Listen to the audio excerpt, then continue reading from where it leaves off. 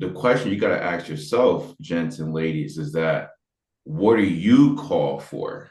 What is that thing that's calling you? What is your purpose? Where do you see yourself? And I told the person, the reason why I do this is because this is an opportunity for me to build freedom. This is an opportunity for me to build freedom because I do not see myself being at a certain age later down the line. I'm still working. That is not what I believe I was called to do or do I want to do. So there's nothing wrong with W-2, but if you're in this industry, you got to ask yourself, what do you want? And what does it look like? And whatever you want should be the engine onto why you wake up every single morning. Whatever you want, it should be the engine to why you wake up every single morning. And to build freedom is not easy. People were dying for freedom back in the war. People were dying for freedom. So to build freedom in your life, this is the vehicle to do it. And I believe that we got to ask ourselves, what does it look like? And in this business, there's two ways to build it. It's either through you doing Medicare or it's through you building a team. And I talked to many guys before about what it looks like.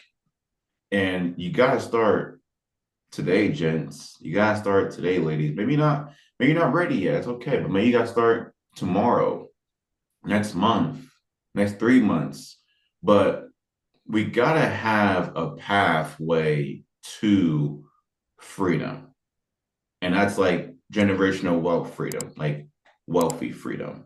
Because in this business, it's recession proof and you own your own book of business. So whatever you build here is yours. No one can take it away from you. So once again, like don't just see this business as you're just an agent or you're just like an employee. You are doing this, I'm hoping, to build generational wealth in your family. And this pathway allows you to do so. And you'll get to a certain part in your business where it actually is security to you. You know, when you get there is when your skill set is so good and you're so vested in your mind that you can go out there any single month and write X amount of business. It's a good feeling when you get there, but it will take you some time to get to there where you know that any single month, any single week can go out there and make a consistent income. It takes time to get there. But when you get there, it's like, wow, this is a good feeling. This is actually security. Like, I can sell life insurance. I can write 50 applications a month, and I can do this every single month for the rest of my life if I want to. Like, this is security to me. Does that make sense? Like the fact that you can go out there, you can write as many apps as you want in a month, that is security.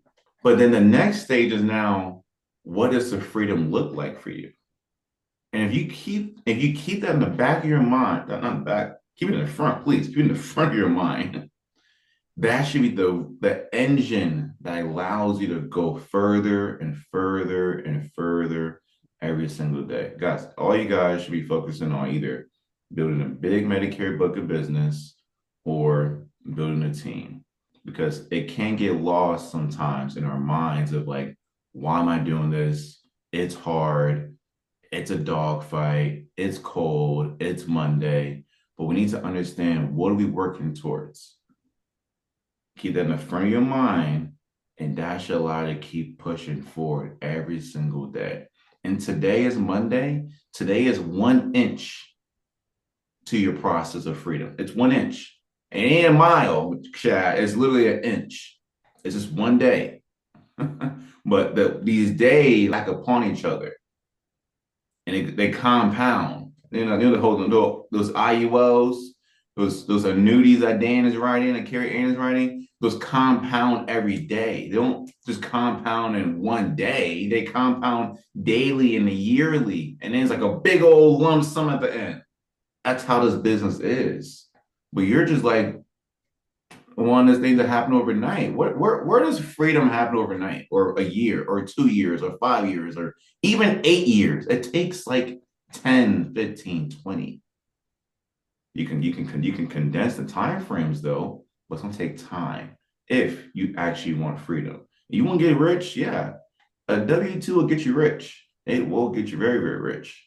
A few things, guys, I want to make sure when we reiterate is going to be posting our numbers. I'm telling you, you're going to have a challenging time to when you're in some sort of like a cycle where you're not getting the sales you want to get. But when you track your numbers, it will allow you to look at your numbers and realize this is what it takes for me to get back into momentum again. So you track your numbers is not for anyone else, it's really for you. Because once again, when you get into a cycle where you're not making consistent sales, you can look at your numbers and say, this is what I did to have 5,000 AP in a week, or 10,000 AP in a month, or 30,000 AP in a month. You can just duplicate the same numbers again. The next thing is going to be recording yourself. Now, I love that I don't gotta ask Chad anymore to record himself. He just does it automatically. So you want to record yourself. Like, I don't know what people are doing if you're not recording yourself and you're not hitting your goals. Like that to me, like, can I be honest? I gotta ask permission real quick. Okay, that is foolishness to me. If I can be honest, it's utterly insane to me that you would go out there and I'm gonna knock on doors today. I'm gonna knock on doors all day long, and I want to hit this goal. And you're not recording yourself and sending it to someone to get coaching and feedback that's doing more sales than you. Is that fair for me to say that? Why would you do that? It's my question. Like why? Is it because of ego? Is it pride? Well, then that's a thing for you to put it to the side. The fact that you're going out there and you believe in yourself, you wouldn't go out there if you didn't believe in yourself. You believe in yourself, I would record yourself and send it to your coach or someone to get feedback on it so you can get better faster. Go ahead, Mike. I mean, just to be honest, it's ego. It's ego. And it might not be ego in a, ego in a very violent way, but it's ego because we're so used to, especially when people get into this business, because I did it. Oh, I can do this on my own. I can do this on my own. You can't and you won't. So you have to quickly get that out of your head. The reason Mike is saying that is because so you can get better faster. There was many times where Mike had to check my ego to the door because we're used to having that W-2 mindset. And that's part of the W-2 mindset that you have to alleviate to be successful in this industry, in this business.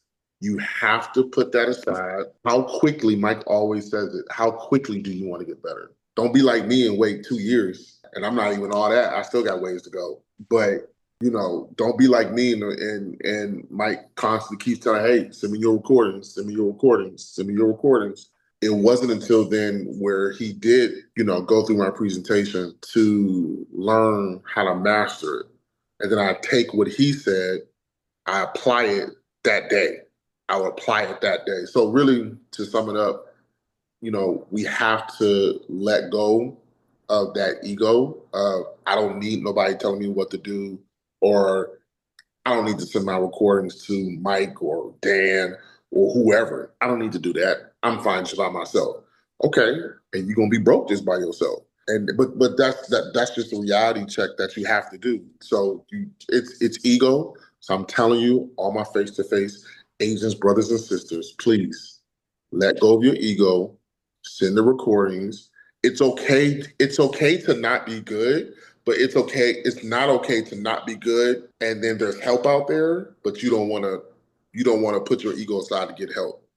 It's okay that you're. It's okay because you can get better. So that's just summing up. Yeah, that's what Yeah, it is. that what you said was well said, Mike, and I appreciate that. And Mike is speaking from experience, as you can tell when he speaks. And And one thing he said just now was so good is that, your willingness to put your recordings out there and get the feedback is a first step that we want you all to take. And the next step is that when you get the feedback, is that you take the feedback and you change. We haven't even got there yet, but the first step is that you take the feedback and then you take it and you actually marinate on it.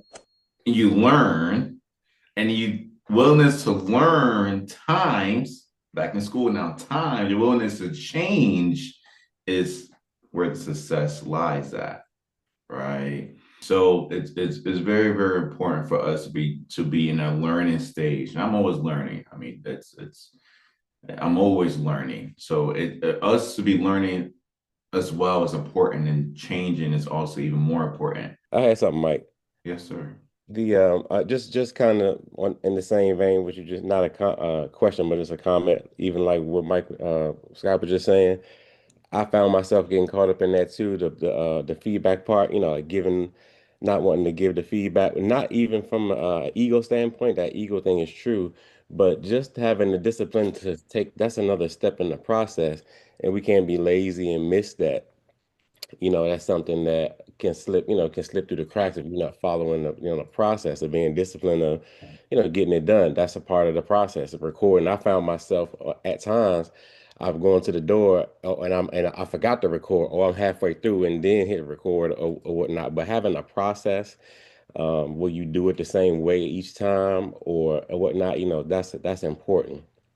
I found myself, after, I catching myself, and then I'll do it, and I'm three knocks in, or I didn't redo the first two, but I got it, but if I do it the same way each time, and I got a process, then, things are flow. I realize now, and you saying it, Mike, how important that is.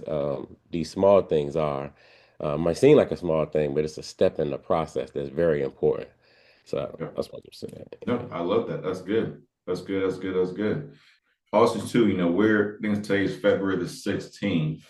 Let's make sure that whatever our commitment goal or commitment number for this month is, let's make sure that we are on track. If you're a little bit behind, that is okay. And that's it's literally okay. There's a reason why you're behind, and it's okay for you to acknowledge it and stop the pity party today.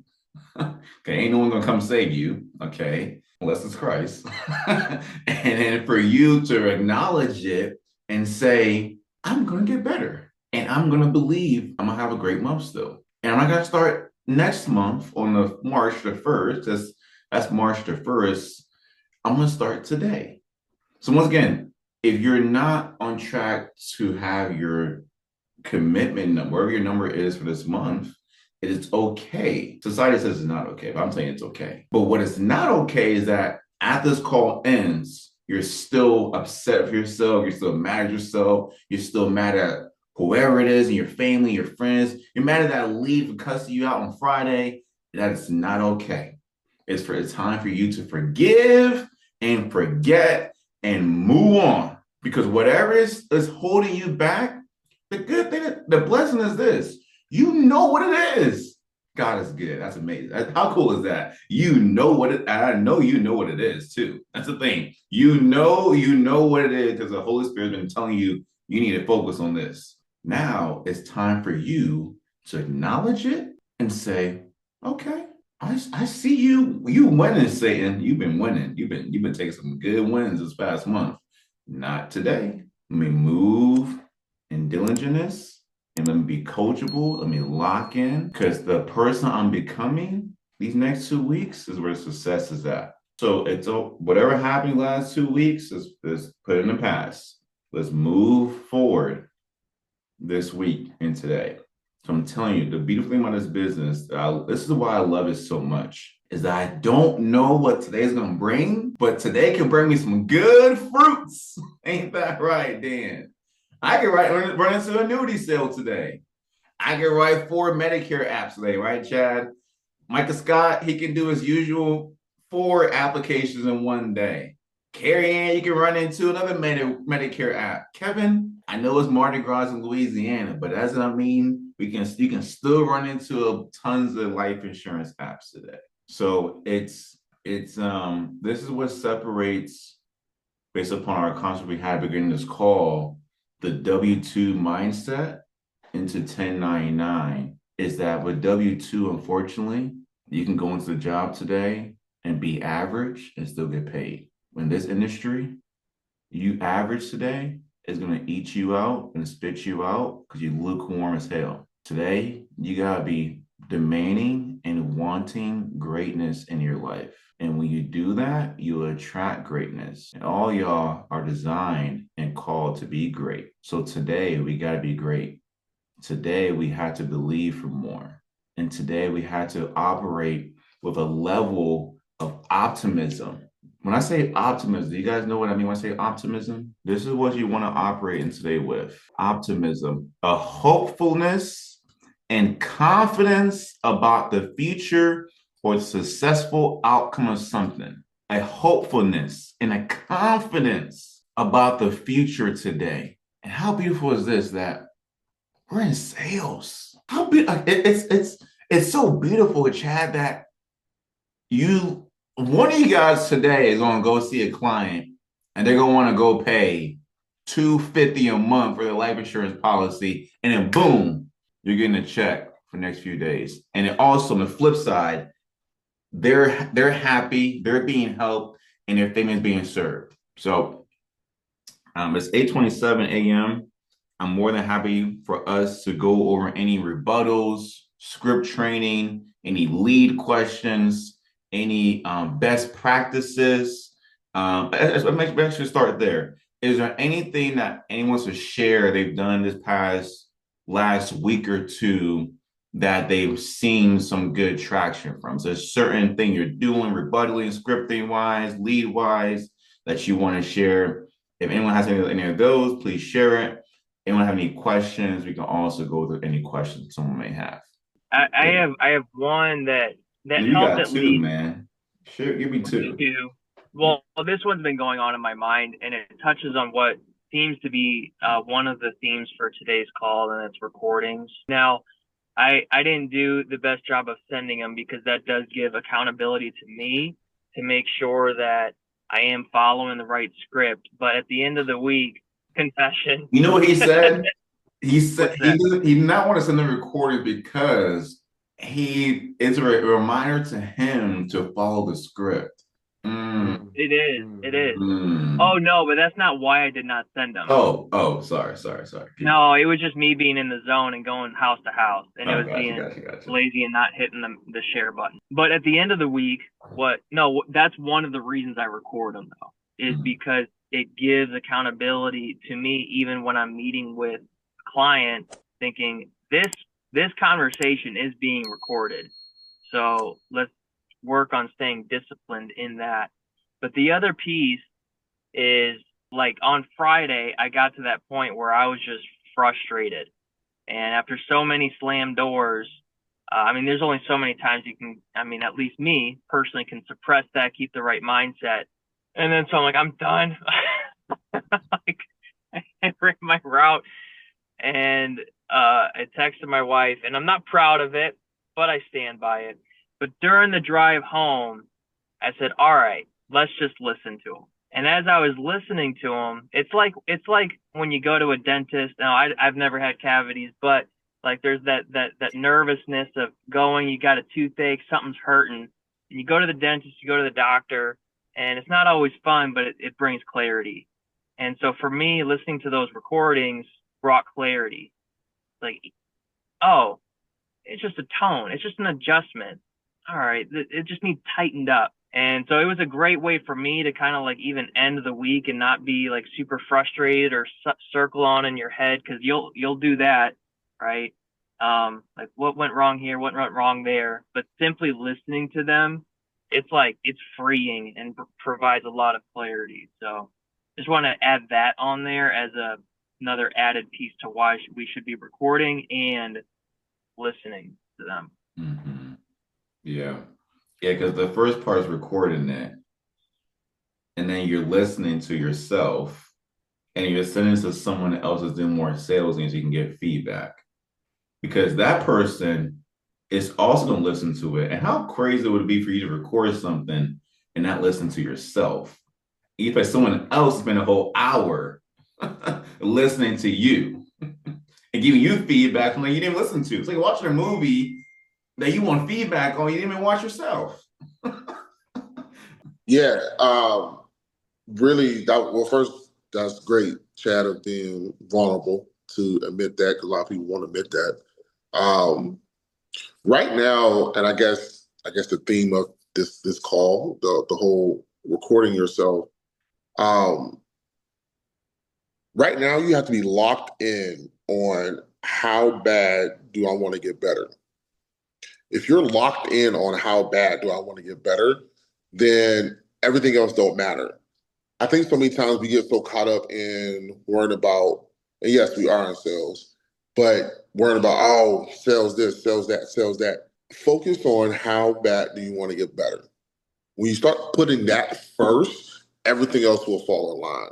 So the reason that we record ourselves, the reason we have to master the script, the reason we have to work on tone, the reason we have to work on um, you know uh, making sure that our leads are in place. The reason we're doing all this is to get better. So let that be your focus. Let that be your number one focus. Because when that's your number one focus, I'm not worried about how many people slam the door in my face, because I know it's going to take me, because of my recordings, and I'm sent them. I know that the next door knock is going to be better. And also, too, I know that I do know my numbers. So I know, hey, door number 5, slam the door in the face. But I know when I get to door 12, something's probably going to happen. Something probably going to happen. And so keep that in, like Mike said, in the front of your mind, and watch things will start to get better. And that'll start be your focus. It's all a mental thing. Stop mentally focus on other things that are distracting. My main focus is how to get better.